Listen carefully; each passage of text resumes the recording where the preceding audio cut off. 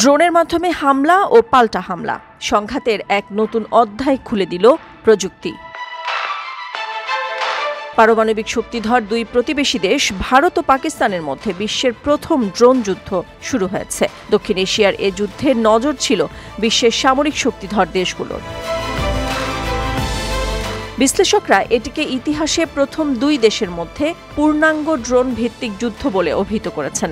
আগে ড্রোন ব্যবহার হলেও সেগুলো ছিল একপক্ষীয় বা হাইব্রিড যুদ্ধের অংশ, যেমন ইরাক, আফগানিস্তান বা ইউক্রেন রাশিয়া যুদ্ধ। আগের যুদ্ধগুলোতে ড্রোন ছিল সহায়ক অস্ত্র, কিন্তু এখানে ভারত পাকিস্তান সংঘর্ষে এটি মূল হাতিয়ারে পরিণত হয়েছে। ভারত পাকিস্তান সরাসরি একে অপরের বিরুদ্ধে ড্রোন যুদ্ধে জড়িয়েছে, যা একটি নতুন ঘটনা। এই পাল্টাপাল্টি হামলা ভারত পাকিস্তানের দীর্ঘদিনের শত্রুতাকে আরও বিপজ্জনক পর্যায়ে নিয়ে গেছে বলে ধারণা বিশেষজ্ঞদের। এখন কেবল কামানের গোলাবর্ষণ নয়, অস্থির সীমান্তে উভয় পক্ষই ড্রোনের মতো মানববিহীন অস্ত্র ব্যবহার করছে। ওয়াশিংটন ও অন্যান্য বিশ্ব শক্তি সংযত থাকার আহ্বান জানালেও ড্রোনের মাধ্যমে এই সংঘাত নতুন মাত্রা পেয়েছে। ভারত পাকিস্তান সংঘাত এমন এক ড্রোন যুগে প্রবেশ করেছে যেখানে অদৃশ্য চোখ ও মানুষ্যবিহীন নির্ভুলতা উত্তেজনা বাড়াতে বা কমাতে পারে।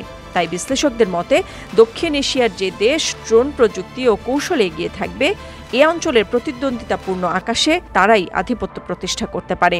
ড্রোন শুধু দেখতে নয়, আক্রমণ করতে ও যুদ্ধের মোড় পাল্টে দিতে সক্ষম। আধুনিককালের যুদ্ধে লেজার নিয়ন্ত্রিত ক্ষেপণাস্ত্র, বোমা, ড্রোন এবং মানুষ্যবিহীন আকাশযান ইউএভি খুব গুরুত্বপূর্ণ অস্ত্র হয়ে উঠেছে, কারণ এগুলো সামরিক অভিযানের নির্ভুলতা ও কার্যকারিতা উল্লেখ করার মতো বাড়িয়েছে। ড্রোনগুলো বিমান হামলার জন্য শত্রুর অবস্থান শনাক্ত করতে পারে, আর কিছু ড্রোন এমনভাবে তৈরি যে এরা নিজেরা নিশানা ঠিক করে দ্রুত ও নির্ভুলভাবে হামলায় সাহায্য করতে পারে। এককালে যুদ্ধক্ষেত্রে ড্রোন ব্যবহার করা হয় শত্রুর আকাশ প্রতিরক্ষা ব্যবস্থা দুর্বল বা বিভ্রান্ত করতে। এরা শত্রুপক্ষের আকাশে ঢুকে সেখানকার রাডার সক্রিয় করে, যাতে সেই রাডারকে ড্রোন বা রাডার বিধ্বংসী বিশেষ ক্ষেপণাস্ত্রের মতো অস্ত্র দিয়ে ধ্বংস করা যায়। ইউক্রেন ও রাশিয়া তাদের যুদ্ধে ঠিক এই কৌশলই ব্যবহার করেছে। তবে পাক ভারত উত্তেজনা ড্রোন ব্যবহারের এক নতুন অধ্যায় সামনে নিয়ে এসেছে। সামরিক বিশেষজ্ঞরা দাবি করেন, দুই পরাশক্তি দেশের ড্রোন যুদ্ধ তারা প্রত্যক্ষ করছেন। তাদের ধারণা, হয়তো এ সংঘাত দীর্ঘস্থায়ী হবে না, তবে এটি শুধু বৃহত্তর সংঘাতের সূচনা হতে পারে।